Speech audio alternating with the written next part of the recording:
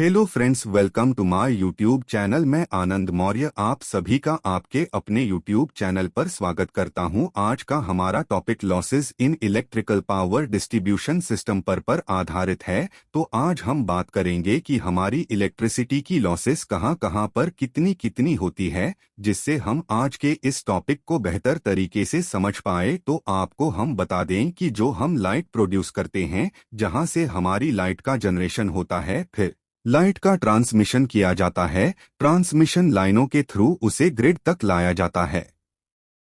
फिर उसके बाद ग्रिड के द्वारा इलेक्ट्रिसिटी डिस्ट्रीब्यूशन लाइनों के द्वारा कंज्यूमर तक पहुंचाई जाती है। तो इस तरीके से पावर जनरेशन से पावर कंजप्शन तक इलेक्ट्रिसिटी का काफी ज्यादा लॉस हो जाता है, जिसको हम आज समझेंगे कि हमारा जो पावर लॉस हो रहा है वह कहां पर हो रहा है। तो इस तरीके से हम चीजों को समझ पाएंगे और कोशिश करेंगे कि उन लॉसेस को मिनिमाइज किया जा सके। तो आज के इस लेक्चर में हम कम्पैक्ट तरीके से आप सभी को एकदम इजी वे में इस टॉपिक को बताने वाले हैं। तो चलिए इस टॉपिक को समझते हैं। एक्चुअली इलेक्ट्रिसिटी जनरेट होती है, उसके बाद यह इलेक्ट्रिसिटी ट्रांसमिशन लाइन के द्वारा सप्लाई की जाती है। इन ट्रांसमिशन लाइनों के द्वारा टोटल जनरेटेड इलेक्ट्रिसिटी का 17% लॉस हो जाता है। उसके बाद जो हमारी इलेक्ट्रिसिटी डिस्ट्रीब्यूशन लाइन के द्वारा हमारे घरों तक पहुंचाई जाती है, उन लाइनों के द्वारा 50% इलेक्ट्रिसिटी का नुकसान हो जाता है। तो हम यह देख रहे हैं कि सबसे ज्यादा इलेक्ट्रिसिटी का लॉस हमारी डिस्ट्रीब्यूशन लाइन के द्वारा होता है। तो अगर हम कुल मिलाकर देखें तो हमारा 67% इलेक्ट्रिसिटी का लॉस हो जाता है, बाकी 33% इलेक्ट्रिसिटी हमारे घरों तक पहुंचती है। तो इस टॉपिक को समझना काफी ज्यादा इम्पॉर्टेंट है कि हमारी इलेक्ट्रिसिटी का लॉसेस कहां पर हो रहा है, जिससे हम इस इलेक्ट्रिसिटी के लॉस को कम कर पाए। तो हम आपको बता दें कि इलेक्ट्रिसिटी के लॉसेस मुख्यतः दो प्रकार की होते हैं, एक टेक्निकल लॉसेस, दूसरा नॉन टेक्निकल लॉसेस। तो पहले हम बात करेंगे टेक्निकल लॉसेस के बारे में। इन टेक्निकल लॉसेस में जो हम टेक्निकल इंस्ट्रूमेंट यूज करते हैं उनकी क्वालिटी क्या है इस पर डिपेंड करती है, तथा जो कंडक्टर की लेंथ है, इसका मतलब कितनी लंबी लाइन यूज कर रहे हैं, क्योंकि power equal to I square R होता है, जिसमें अगर हम लेंथ की वैल्यू बढ़ाएंगे तो रेजिस्टेंस की वैल्यू बढ़ जाएगी, जिससे हमारा पावर लॉस बढ़ जाता है। इसके बाद हम जो ट्रांसफार्मर यूज करते हैं, वह ट्रांसफार्मर अगर कंज्यूमर के पास नहीं लगा होता तो भी लो पावर फैक्टर की वजह से काफी इलेक्ट्रिसिटी का लॉस होता है, क्योंकि लो पावर फैक्टर का मतलब करंट की वैल्यू बढ़ जाती है,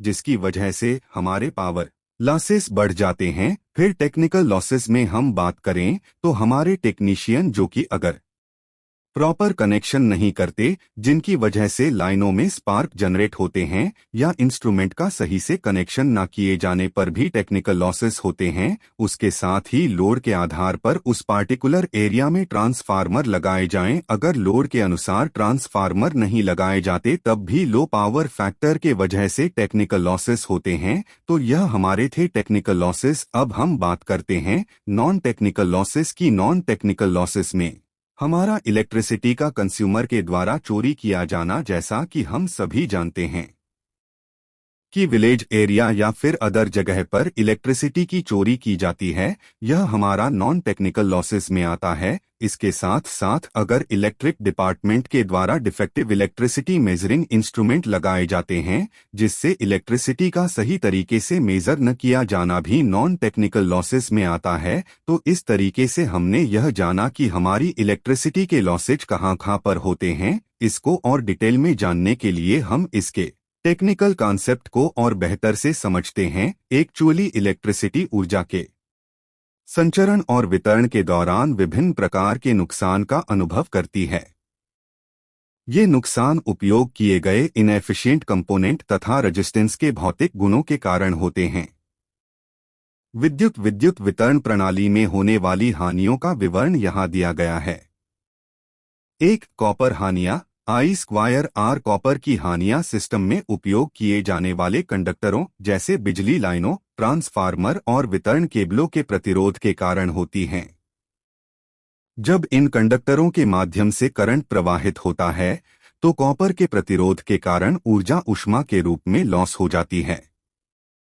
वायर के डायमीटर के ज्यादा होने से तथा वायर की लेंथ ज्यादा होने से कॉपर लॉसेस बढ़ता है। 2 आयरन लॉसेस, एडी करंट और हिस्टेरेसिस लॉस। आयरन के नुकसान ट्रांसफार्मर और अन्य चुंबकीय घटकों में होते हैं जिनमें आयरन के कोर होते हैं। ये नुकसान मुख्य रूप से 2 कारकों के कारण होते हैं, भंवर धाराएं और हिस्टेरेसिस। भंवर धाराएं प्रेरित धाराएं हैं जो मुख्य सामग्री के भीतर प्रसारित होती हैं, जिससे ऊर्जा अपव्यय होता है।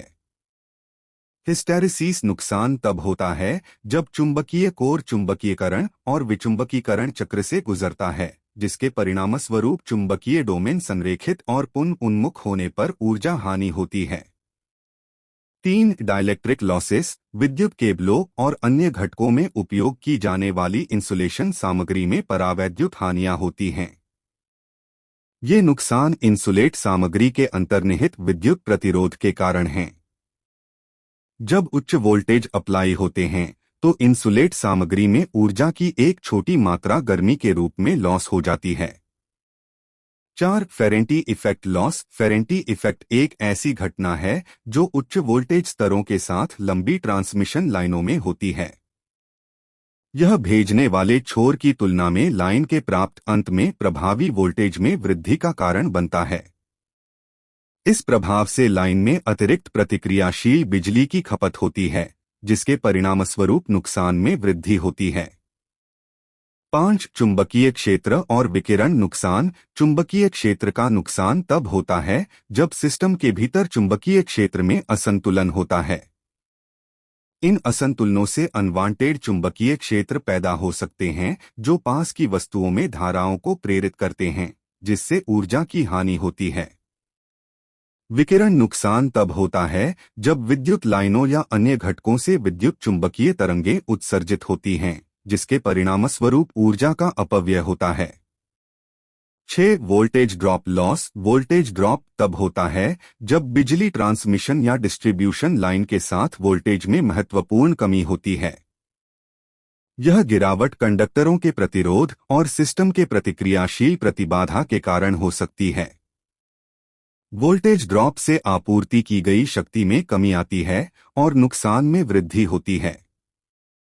विभिन्न उपायों के माध्यम से इन नुकसानों को कम करने के प्रयास किए जाते हैं, जिसमें ट्रांसमिशन के लिए उच्च वोल्टेज स्तर का उपयोग करना, कंडक्टर के आकार का अनुकूलन करना, इंसुलेशन सामग्री में सुधार करना, कुशल ट्रांसफार्मर को नियोजित करना और उचित प्रणाली डिजाइन और रखरखाव प्रथाओं को लागू करना शामिल है। घाटे को कम करके विद्युत शक्ति वितरण प्रणाली की दक्षता में सुधार किया जा सकता है, जिसके परिणामस्वरूप लागत बचत और एनर्जी कंजर्वेशन के कॉन्सेप्ट को फुलफिल किया जा सकता है। तो इस तरीके से आज के लेक्चर में हमने डिटेल्ड डिस्कशन के साथ electrical losses in distribution system के बारे में पढ़ा। आज का लेक्चर कुछ ज्यादा लंबा खिंच गया। हम नेक्स्ट टाइम कोशिश करेंगे कि कॉन्सेप्ट को कम शब्दों में और ज्यादा से ज्यादा चीजों को कंबाइन किया जाए, जिससे आपका समय बच सके। तो हम आशा करते हैं कि आज का लेक्चर आप सभी को अच्छा लगा होगा। आगे इसी तरीके के वीडियोस के लिए हमारे यूट्यूब चैनल को लाइक, शेयर एंड सब्सक्राइब करें, जिससे हमें मोटिवेशन मिले ताकि हम आपके लिए इसी तरीके से कंटेंट बनाते रहे। तो आज के लेक्चर को यहीं पर स्टॉप करते हैं। आप सभी पढ़ते रहिए और खुश रहिए। धन्यवाद।